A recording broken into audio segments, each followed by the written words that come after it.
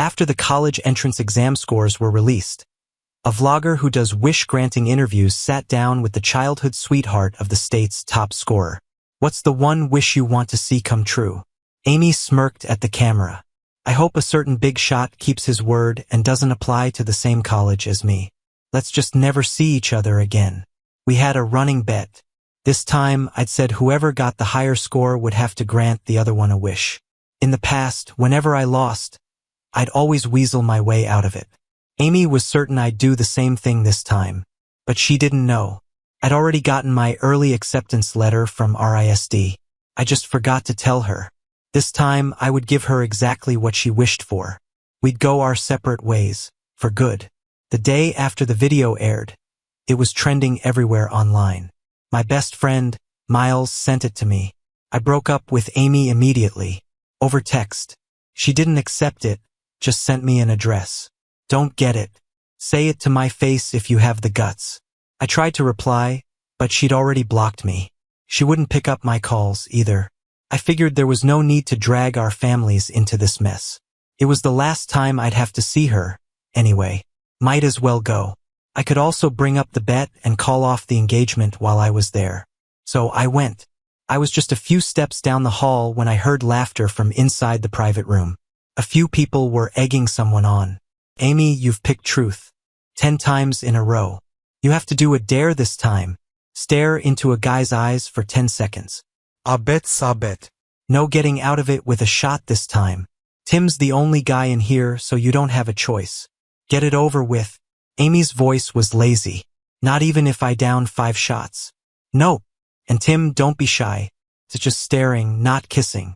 Hurry, hurry. I'm waiting for my turn to stare down the class hottie. The noise inside was giving me a headache. I was about to leave, but a waiter pushed the door open before I could. The next second, my eyes locked with Amy's icy gaze. Everyone went silent. Even the karaoke machine's background music stopped. When Amy finally spoke, her voice was crystal clear. You actually came? So obedient this time? You don't really want to break up, do you? She was leaning back against the sofa, a beer in her left hand, looking up at me. The flashing lights softened the sharp lines of her face. But all I could see in my head was the screenshot Miles had sent me from someone's social feed. It was from Tim's losing dare. In the photo, he had his arm slung around her shoulder, the pose sickeningly intimate. The caption read, "Such bad luck today. Lost at truth or dare again and again. Good thing I have a big sis to take the drinks for me. Thanks." I pushed down the wave of nausea and hurt. I walked closer and asked her, "You got a 680? I got a 662. I lost again. What you said in that video, that was your condition for winning the bet, right?" The overhead light caught the curve of her cheek. She smiled, a hint of annoyance in her voice. "My condition? Wasn't that your condition, Your Highness?" The others could feel her anger. No one dared to breathe. Amy, as if she'd finally snapped, started bringing up old fights. "I hate you. I can't stand you. Let's never see each other again. Weren't you the one who said all that first? This time I just broadcasted your thoughts for everyone else to hear. What did I do wrong? What right do you have to be angry first? Me angry? I didn't think so." Sure. Seeing her sitting with Tim stung for a few seconds. But my tone of voice and expression were hardly angry, were they? Seeing me stand there, blank and silent, she slammed her beer glass on the table with a loud bang. She was a little drunk. "I'm so sick of this. You bring up breaking up every single time you're upset. How many times has it been this month? Didn't we just agree last month that no matter how much we fought, we wouldn't throw those 2 words around? Why do you always forget? Besides breaking up, what other horrible things are you going to lecture me about this time?" I'm all ears.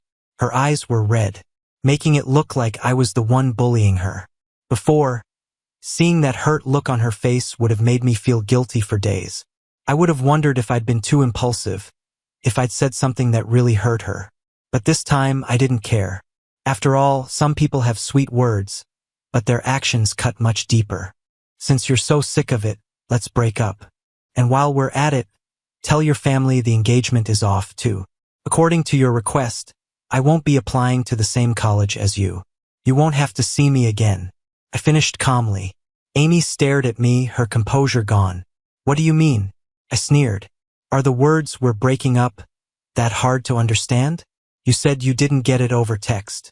You can't understand it when I say it to your face? Amy, I guess hanging around certain people has made you stupid, too. A flash of icy fury crossed her eyes. She asked again, "You're serious?" I nodded. "I'll tell my dad about the engagement, too." She shot back, "Fine. We're done. If I ever come crawling back to you, I'm a dog." The others, sensing the mood had soured, tried to smooth things over. "All right, Amy, stop taking it too far. You're gonna cry your eyes out if your boyfriend actually leaves. Weren't you the one just cussing up a storm, saying you'd get on your knees and beg for forgiveness if he didn't add you back as a friend? It's just a little spat. You can work it out in private. Why say things like that in front of everyone? I bet you're kicking yourself now." Huh? She's just pretending to be mad. But she's really showing off, rubbing it in our faces that us single losers don't have a handsome, spoiled prince of a boyfriend to dote on us. Tim, sitting next to Amy, chimed in. "Leo, don't be like this. Amy came here to drink herself sick over you. Her hand just healed. She can't be drinking like this." I snorted. Her hand injury? The injury she got playing hero for you against some thugs? What's that got to do with me? Why should I feel sorry for her? I told her I had already called the police and they would handle it, but she still had to rush in and get herself cut. Couldn't stop her. Who's to blame? And as if to spite me, Amy didn't push away Tim's hand as he gripped her wrist. In the past, I would have separated them immediately, yelling at him for having no shame and touching someone else's girlfriend. But this time I was tired. Arguing and fighting wouldn't change a thing. The two of them would stay tangled up. He'd keep clinging to her like a ghost, and she'd never learn to firmly refuse him. I didn't want to waste my energy anymore. I turned to leave. Just then, the door opened. Tim's brother, Evan, came in with a fruit platter, setting it down and looking at Amy obsequiously. "Miss Amy, about my brother's college applications, I'll leave it in your hands." Then he pretended to have just noticed me, feigning surprise. "Oh, Leo's here, too?" Seeing his sly, fox-like face, identical to Tim's, made my blood boil. What an act. He was the one who pointed me to this room at the front desk. It doesn't take a genius to figure out he wanted me to see his brother and Amy getting cozy. Probably everyone except Amy knew how badly Evan wanted Tim to climb into her bed and become the family's ticket to wealth. I didn't want to deal with trash like him. I ignored him and turned to pull the door open. The next second, Tim ran over and grabbed me. "Leo, my brother was out of line this time. I'll handle my own college applications. I won't bother Amy anymore. Please don't be mad at her because of me. Okay? She's drunk. I'm sure she didn't mean what she said." Listening to his stream of two-faced bullshit, I saw red. I had promised myself that starting today, I wouldn't get angry over Amy and the two Tim brothers anymore. It wasn't worth it. But the words slipped out before I could stop them. "Oh, so now you know what she means and what she doesn't. And you're aware that you're the reason we fight all the time? Then why don't you stay away? You're always trailing after Amy like a lost puppy. Don't tell me now that it isn't on purpose. I have to admire the nerve of you two brothers. All it takes is a few tears and a sob story about your tragic past. And you've got the great Miss Amy wrapped around your little finger." Tim's face flushed, his voice tinged with hurt. "I'm sorry. I really didn't mean to cause you two any trouble." "That's enough, Leo." Amy suddenly exploded, her shout cutting me off. "Do you have to be such a bully?" The moment she uttered those words of reprimand, I suddenly felt it. Our decade-plus of friendship, it was all meaningless. I said we can break up, all right? I won't shamelessly cling to you anymore. You don't have to pick on him. If you have a problem, take it out on me. She hurled her glass into a far corner like an enraged lioness. I didn't hesitate. I took off my ring and threw it at her feet. "I hope you keep your word, Miss Amy." With that, I left. I hadn't gone more than a few steps when I realized a cufflink was missing. It was a birthday gift from my grandmother before she passed away, one of the few things I truly cherished. I must have pulled away from someone too hard back there, and it had fallen off in the room. After thinking it over, I swallowed my disgust and turned back to find it. I stopped as I reached the door. I could hear them talking inside again. Man, that prince has a temper. Amy, I'm telling you, Tim is so much more obedient than him. You should choose a good boy like him for a boyfriend. What do you even see in a guy like Leo? Don't say that. Abby, I have my flaws too. I'm too soft. Not like Leo, he has the guts to say whatever he thinks. Amy let out a self-deprecating laugh and muttered, yeah, he's got a temper, and he's got a mean streak. What do I even see in him? If he were even a third as gentle as Tim, I'd thank my lucky stars. But why won't he change for me? When clearly, a male voice tried to console her. Amy, are you sure you're not going to go after him and patch things up? Amy sighed. Forget it. I'm always the one begging for peace. It's pointless. I'll just give him the cold shoulder for a while. Maybe then he'll realize how good he had it and how much I put up with. The second she finished, the blood in my veins turned to ice. My chest ached. It hurt so much. It felt like a giant hand was crushing my heart, shattering it into a million pieces. So all this time, Amy thought I wasn't gentle enough, that I was unwilling to change. But I am who I am. Why should I become some fake, docile version of myself for someone who doesn't matter? Her casual words had fractured 18 years of our history. She had no idea. This time, when I said we were breaking up, I meant it. No matter how much she regretted it, no matter how much she begged, I would never forgive her. My flight to Providence was already booked. In the future, we would never meet again. Amy never came after me, not even as I walked out of the club. She was too busy comforting her dear brother Tim.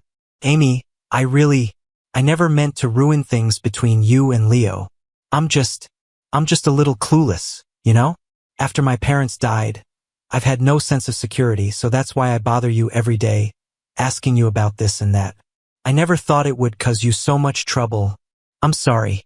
Enough. You did nothing wrong. You don't have to apologize. This was far from the first time she had chosen someone else over me. In the end, I didn't go back for the cufflink. I figured what's lost is lost.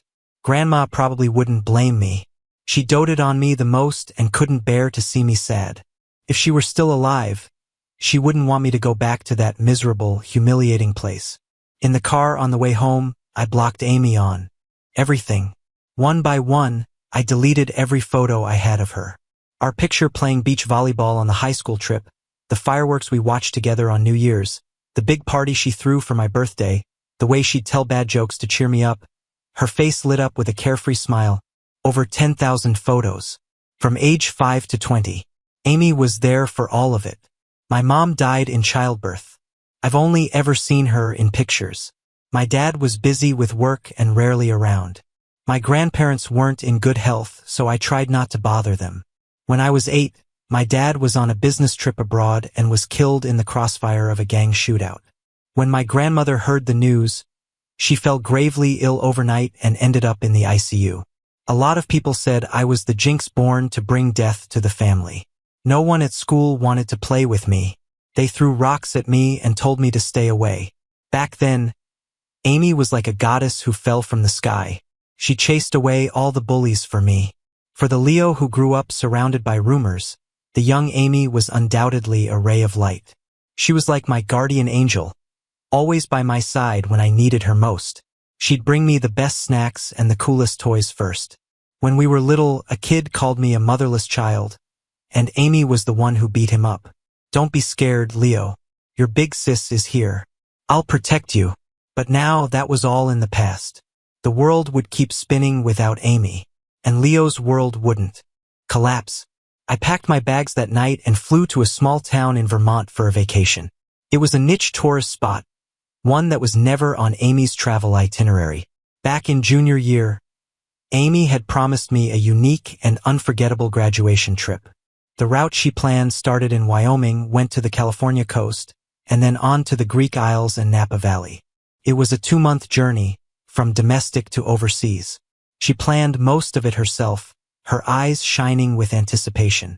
She said, I want the Aegean Sea to witness my undying love for you, and I want to kiss my lover in the flower fields of Napa. What beautiful vows. I had smiled so freely then, leaning down to give her a long, passionate kiss. Now all of it was just an empty promise, and I no longer looked forward to anything that had to do with her. The plane landed at 12:30 a.m. The owner of the B&B was a man in his 40s. He was very friendly, picked me up from the airport himself, and helped with my luggage. Worried I might be hungry, he even brought me a sweet soup for a late-night snack. By a strange coincidence, I ran into my classmate Miles at the B&B. It turned out the owner was his uncle, and he was working here over the summer to earn money for college tuition. It was after 2 a.m. by the time I finally got myself settled. For those few short hours, I miraculously didn't think about Amy once. We used to be inseparable, never going more than an hour without seeing or speaking to each other. But in this new place, the old people and old memories were pushed to the back of my mind. The travel had been exhausting, and I hadn't gotten much rest. The moment my head hit the pillow, I was out. At 4 in the morning, I was woken up by a call from an unknown number. Amy's voice, thick with anger and alcohol, came through the receiver. "Leo, why did you block my number and my texts? How could you be so cruel? Is it just because I didn't come running to you? But why is it always me who has to come begging you, Your Highness? I get tired, too. Leo, I want you to comfort me for once." She started to sob quietly. My voice was flat. "Are you insane, calling people in the middle of the night?"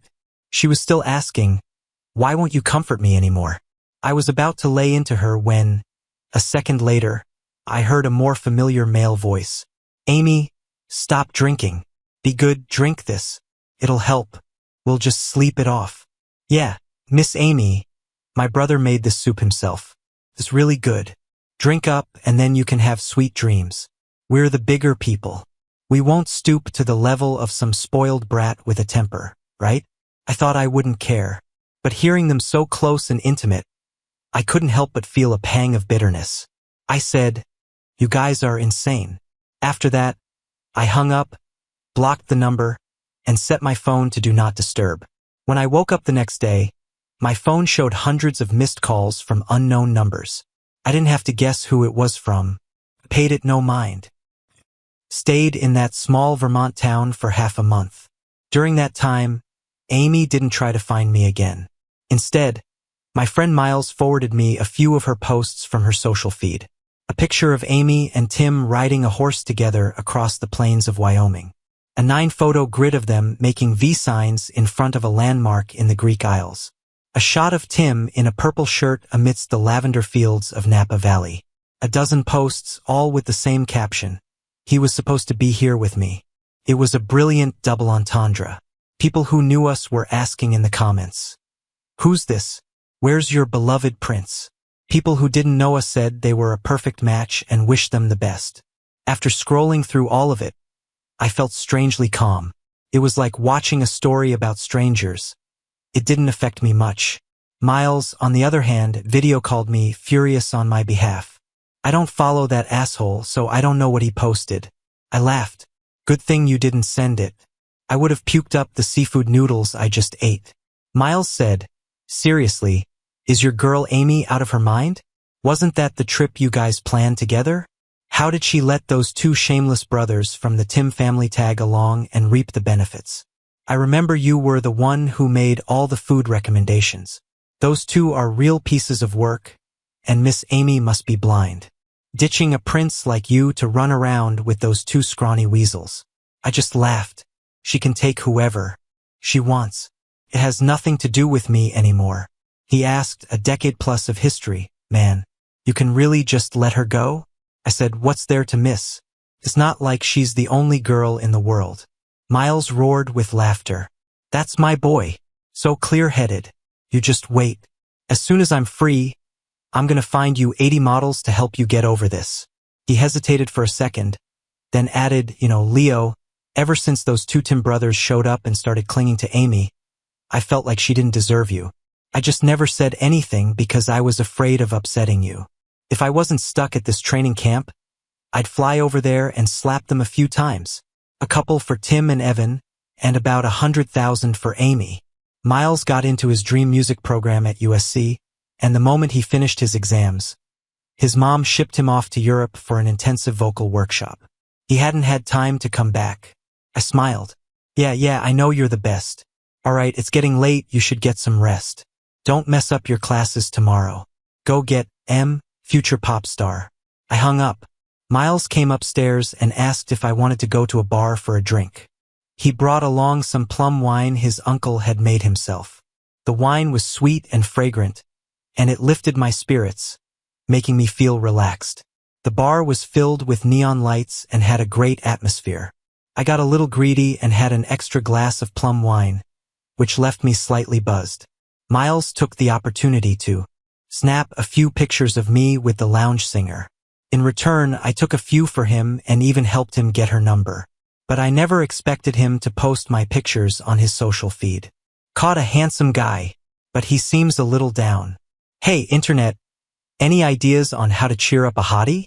The next day, while I was out with my art supplies to do some sketching, the calls from unknown numbers started again. I didn't answer, but the caller was persistent. They kept coming one after another, so I finally just turned my phone off to focus on my painting. To my surprise, I ran into an old acquaintance that afternoon, Professor Shaw. Professor Shaw was a senior professor in the Chinese painting department at RISD. Last year, I'd attended an art symposium by chance and was lucky enough to be invited on stage for an interactive session. On stage, I spontaneously created a landscape painting in a traditional style. I learned calligraphy and painting from my grandmother.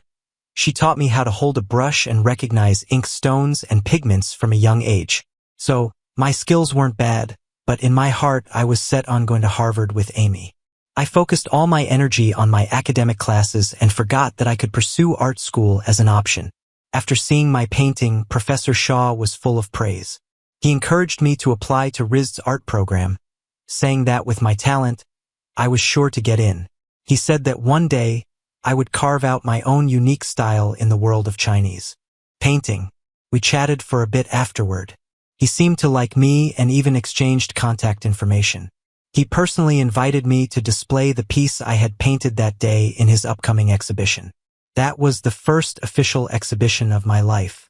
I was ecstatic and invited Amy to come with me, wanting to surprise her, so I didn't tell her beforehand that we were going to see my painting.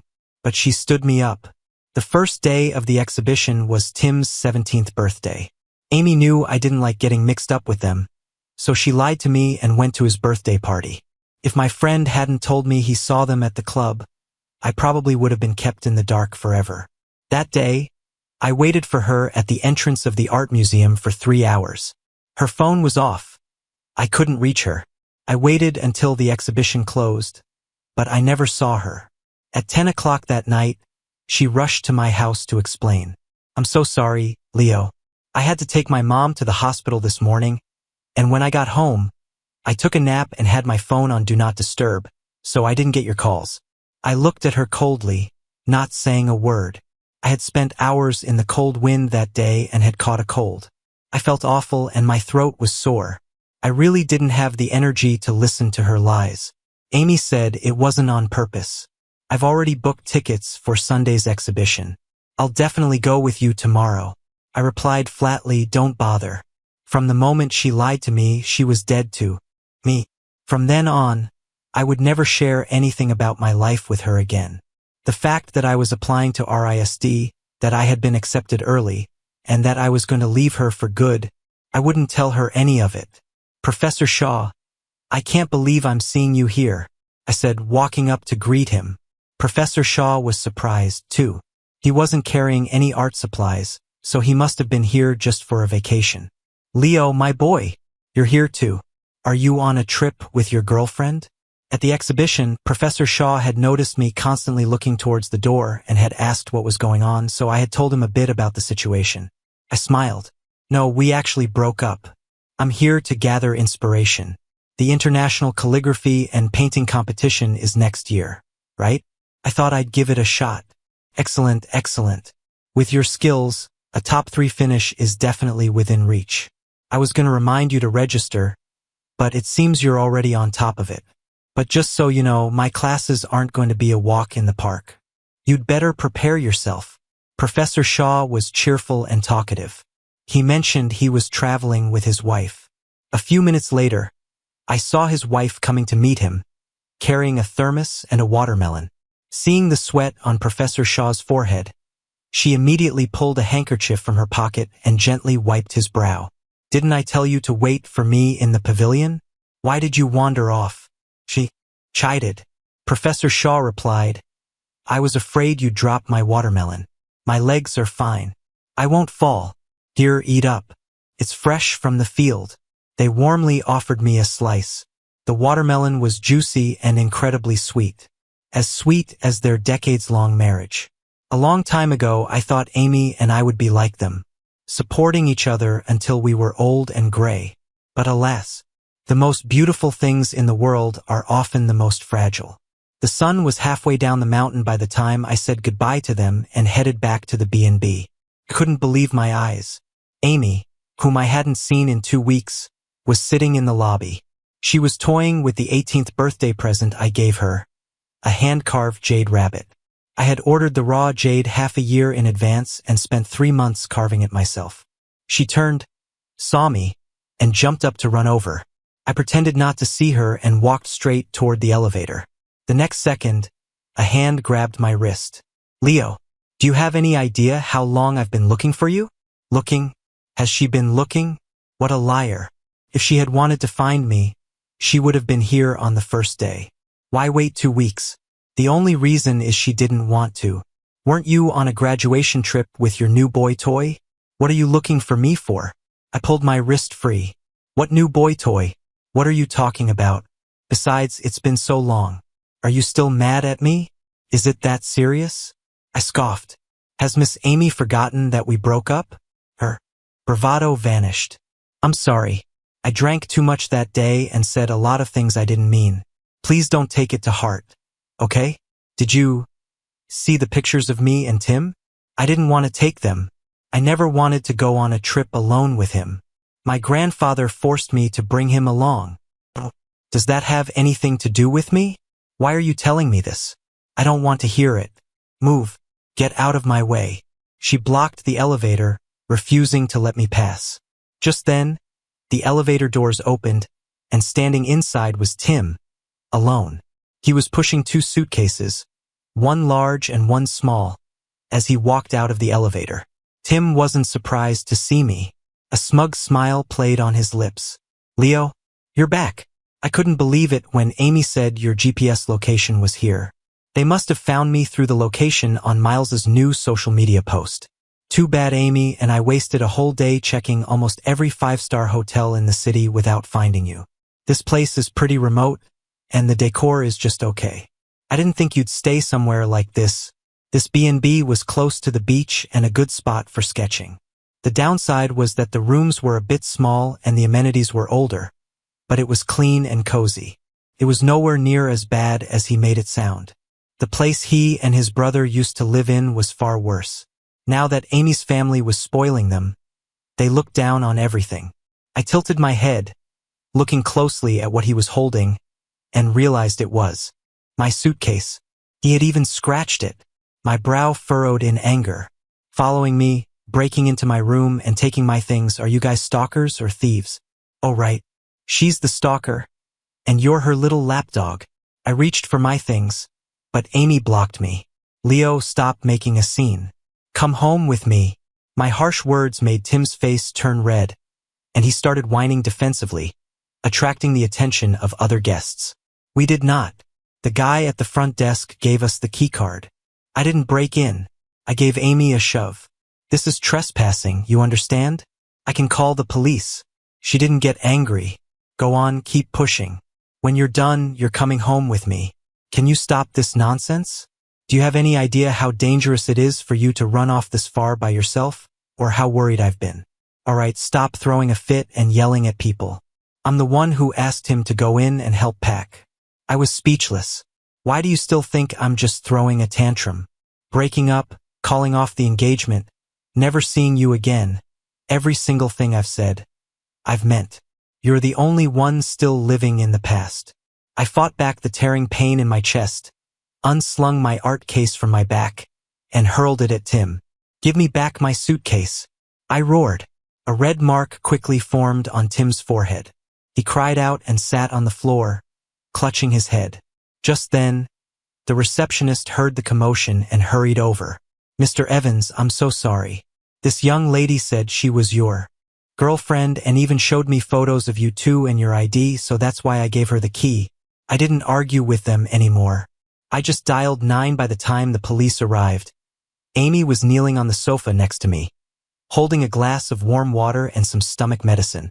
"Your stomach problems are acting up again. I know you're in a bad mood and throwing a fit, but there's no need to drag the police into this, right? Be good. Take your medicine or your stomach will start to hurt again." I ignored her.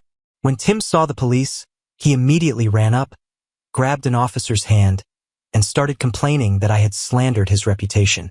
The officer paid him no mind and just put him in the patrol car. "You can tell it to the station. It was just a small conflict that could have been resolved with some mediation and a written statement." Until the male officer found a very expensive watch in Tim's pocket. It had been on my dresser. Seeing the guilty look on Tim's face, the officer asked him what was going on. He stammered, unable to answer. I said, "My face a mask. I don't know him. He entered my room without my permission and took my property. That's theft." Tim panicked and tried to explain, but he couldn't come up with a reasonable excuse for why he had my watch. I insisted that he return it, pay for damages, and be detained for 2 weeks. Amy pleaded with me. "Leo, do you have to be like this? We were classmates, after all. Maybe he just accidentally put it in his pocket while he was packing your stuff. It's not like he meant to steal it." I shook her hand off. "He knows whether he stole it or not. He made a mistake and he should be punished. Last time he went into my room and took my keychain, and you told me not to make a big deal about it, so I let it go. This time I won't back down. Besides, I don't have time to watch you two monkeys perform." With that, I called a cab and left. Amy was too busy trying to figure out how to get Tim out of trouble to come after me. That evening, Miles and his uncle returned from a fishing trip.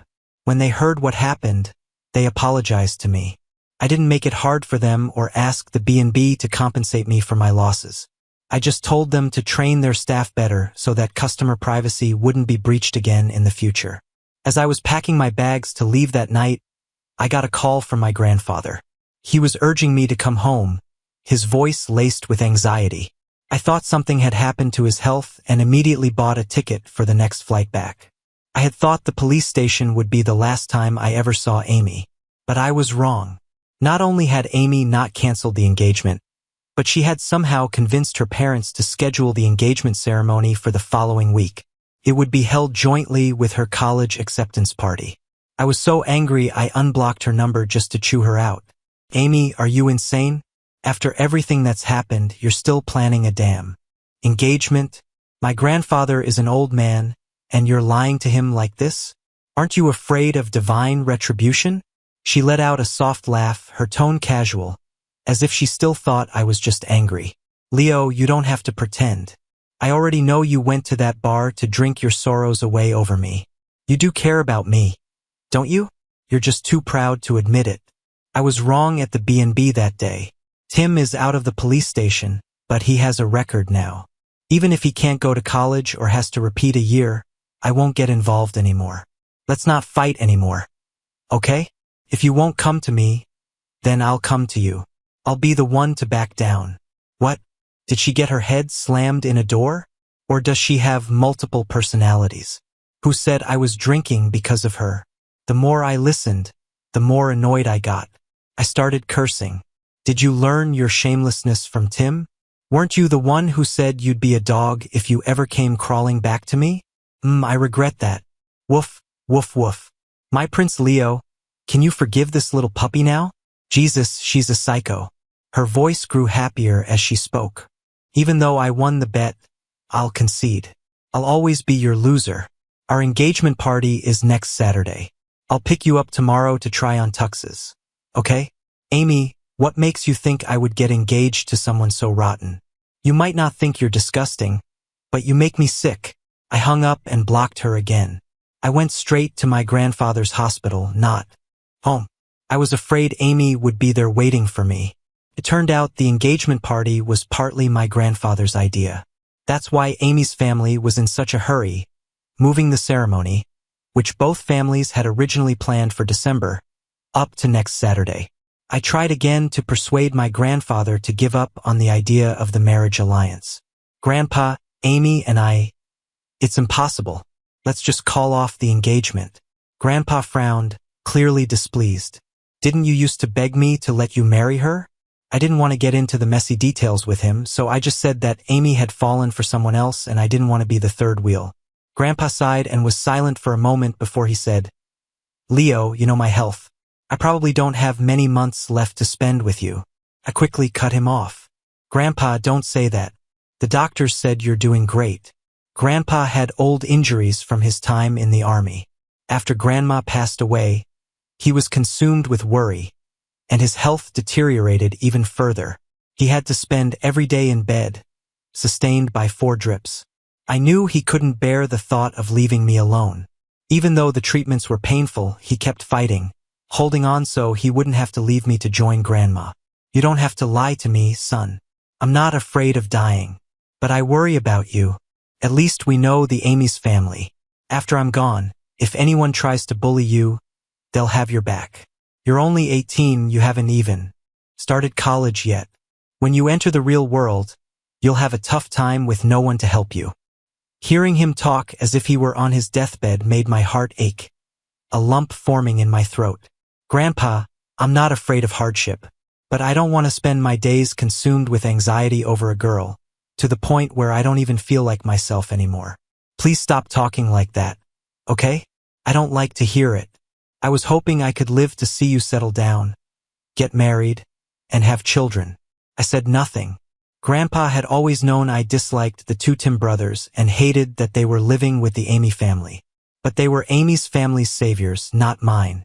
I could be unhappy about it, but I had no right to interfere. 3 years ago, Tim had saved Amy's grandmother, who had wandered off, at the cost of one of his arms. The old woman had Alzheimer's, and a lapse in her caretaker's attention had allowed her to wander into the middle of the street. Amidst the chaotic traffic, Tim pushed her to safety, but his own arm slammed into a lamppost, resulting in a severe fracture. Amy's grandfather had spent the whole day looking for her, and when he heard she had almost been hit by a car, the shock sent him to the hospital. Fortunately, both grandparents were ultimately fine. Tim's parents had died in a construction accident, leaving him and his brother Evan alone and destitute. Out of gratitude, the Amy family took them in. Evan had little education and few skills, so he could only work at the leisure club owned by the family. Tim, on the other hand, was transferred to my and Amy's school to attend classes with us.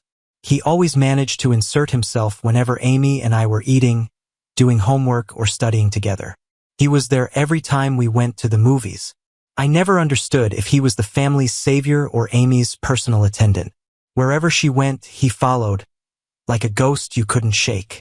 I held my ground for a long time, but Grandpa wouldn't budge.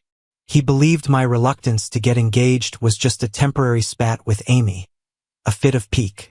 He thought I would regret it later. So, I finally told him everything, all the grievances I had been holding back. When he finished listening, he was furious. He gently stroked my head and said with a sense of release, I want someone to take care of you and be with you, but I can't force you to do something that makes you unhappy. Otherwise, when I see your grandma on the other side, she'll be angry and ignore me. You, my boy, when you get to college, you have to take good care of yourself. Don't run your body into the ground. And try to soften up a bit, get along with your classmates. As for the company and family matters, I'll try to get in touch with a few trustworthy people to take over. I will absolutely not let you suffer even the slightest bit more. On the day the engagement was officially called off, Amy's entire family came to my grandfather's hospital room. When he announced the cancellation, no one dared to argue. Amy rushed in, her usually perfect face looking haggard, with dark circles under her eyes. Hearing my grandfather's resolute decision, she immediately fell to her knees. Grandpa Leo, I know I was wrong.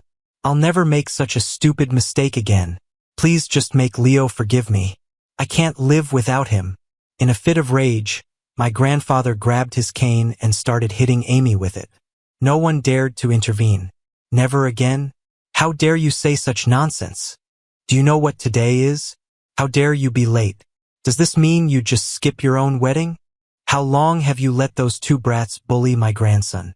My poor Leo, he put up with it time and time again. Forgave you time and time again. He's loved you since he was a child. No matter how awful you were. He never once thought of truly leaving you. But what about you? You stood him up, left him waiting for you in the freezing cold for hours. He got seriously ill, and not only did you not take care of him, but you were out laughing and having fun with someone else." Grandpa struck her a few more times with the cane, and Amy passed out. Fearing the old man would work himself into a health crisis, her family quickly carried the unconscious Amy away. After that day, I received a lot of apology gifts. They were all from Amy's family. I didn't refuse them. I sold everything and deposited the money in my bank account. Before college started, I went to see my grandfather one last time. His old illness had relapsed, and they couldn't save him. I stayed in the morgue and cried for a day and a night. Amy came to sit with me. I didn't acknowledge her, but I didn't chase her away either. The next day, the trustworthy people my grandfather had mentioned all arrived. They were the children of his old army buddies.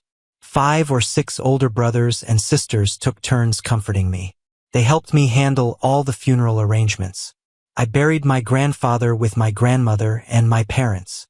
Sometimes, I really did feel like I was a jinx, destined to bring death to everyone I loved. But then I thought, if that were true, Amy should have been dead a long time ago. So, from now on, I won't believe any of that superstitious nonsense about cursing my parents. Even if the people who loved me are all gone, I have to love myself.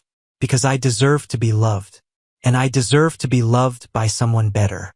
On the first day of college, Amy didn't show up for her own registration.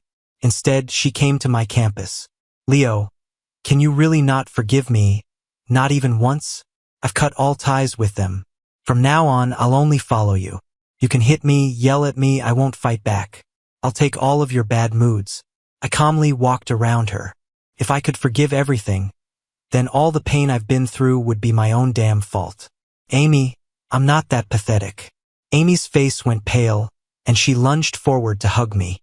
But a woman behind me executed a swift shoulder throw, pinning her to the ground. It was one of the sisters who had helped me with the funeral, Vicky. She had retired from the Special Forces last year due to a serious injury and now worked at the police station near the university. She was 5 years older than me, with a lively and straightforward personality. Before he passed, my grandfather had asked her to look after me. So, she had made a special trip today to help me move in. She shot me a look, and only after seeing I was unharmed did she relax. Vicky said, "Who the hell are you, kid? Can't you see he's disgusted by you and doesn't want you to touch him?" Amy, her hands cuffed, screamed as she was dragged away. After that day, I never saw Amy again. Vicky, on the other hand, often came to campus to bring me food, nagging me to finish all my supplements and forbidding me from staying up all night painting. She'd call every day to remind me. Later, I would occasionally hear news about Amy and Tim from Miles. Tim wasn't rejected by the university because of his record, but he was caught cheating on his final exams and was also nabbed stealing takeout from the dorm lobby. He was sent to the police station again. He was expelled, and the Amy family, finding him a complete embarrassment, finally cut him loose. They gave him a sum of money and sent him away for good. Amy spent her days at home drinking. She missed the final deadline for university enrollment. She tried to learn painting, hoping to get into RISD. But artistic talent isn't something everyone has. She failed. She had no choice but to waste 2 years before finally getting into a different school nearby. She would still come looking for me from time to time, but I ignored her. My days were spent in the art studio, and my free time was for dinners and hangouts with my college roommates. My fulfilling university life kept me busy, and I had a meddlesome retired soldier of a sister who would drive over to take me out to eat and go shopping. I didn't dwell on the grief of losing my family for too long. I think, in the days to come, I'll fly free, like a butterfly. No one will ever hold me back again.